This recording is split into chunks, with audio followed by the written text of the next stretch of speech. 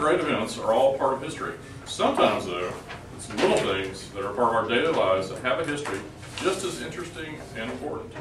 Finishing his last speech as common communicator, please welcome Paul Dettlaff as he brings history to life with Sticky Notes.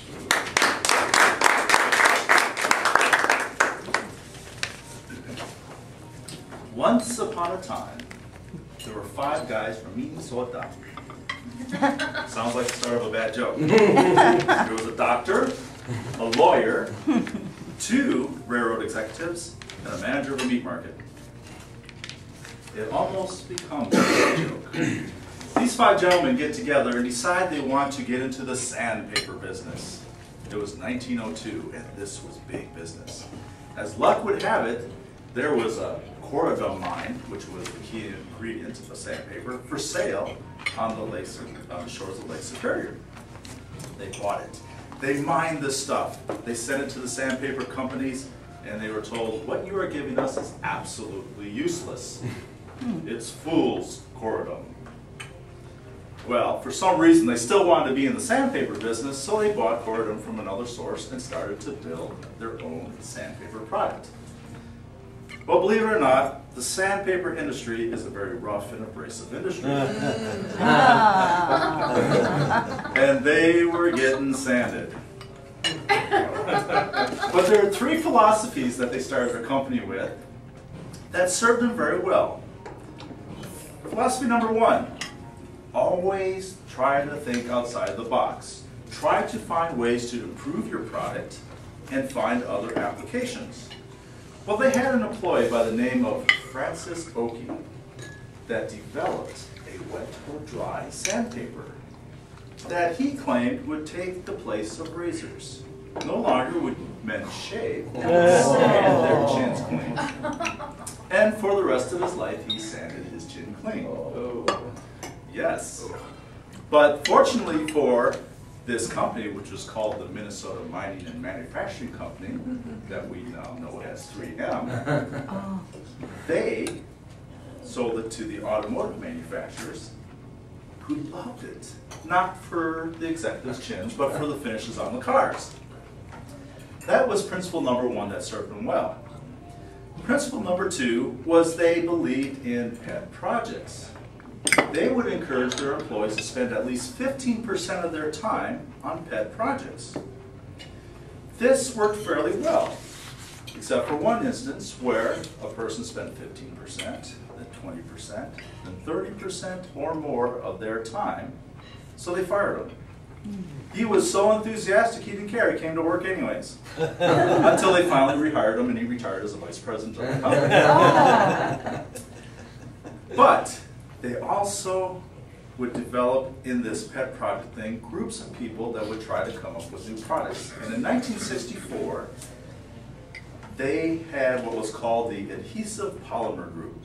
In other words, they wanted to find a better glue. On this team was Spencer Silver. And Spencer Silver was a pretty good chemist.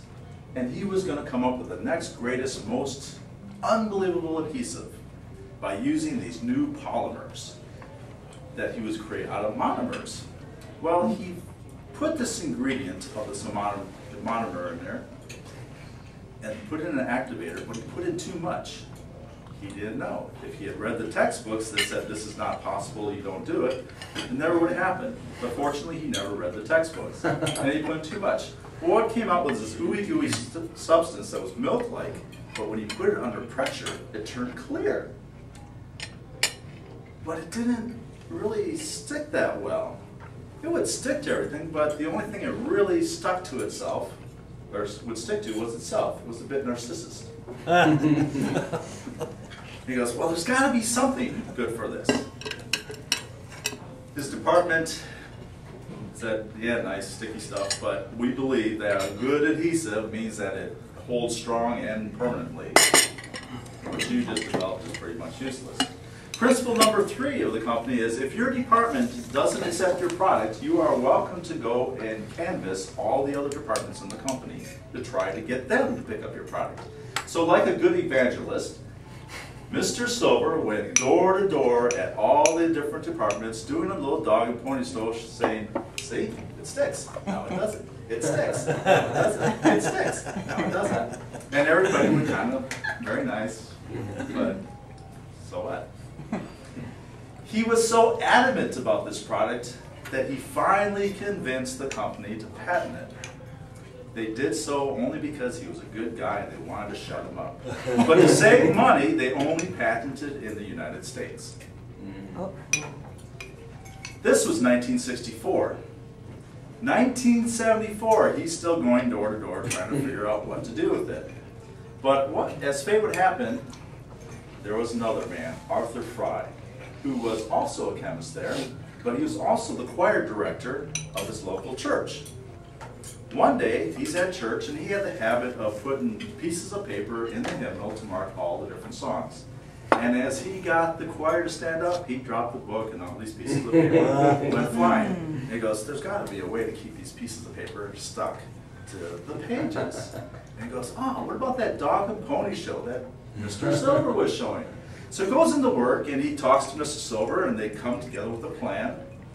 And it works pretty good. They go to manufacturing. Manufacturing says, it's impossible.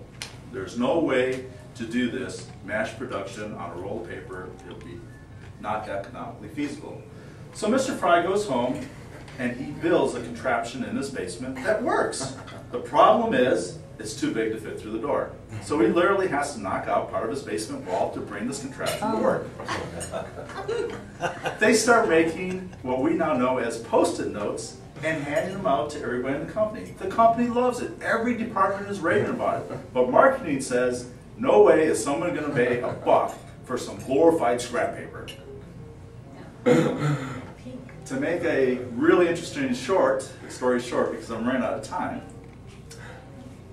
they finally convinced his boss, Mr. Fry's boss, Jeff Nicholson, to go to town, went to Richmond, Virginia, and hand out sticky notes to different companies to see if he could get a response. He got a pretty good response. He comes back and he talks to his boss. His boss says, okay, yeah, I feel like going on a road trip. Let's go to Boise, Idaho and see what we can do. Their goal was if they could get 40% reorder on samples they given, they would market it. They got a 90% reorder rate. Wow. And in 1980, Post-it notes became a reality. The end.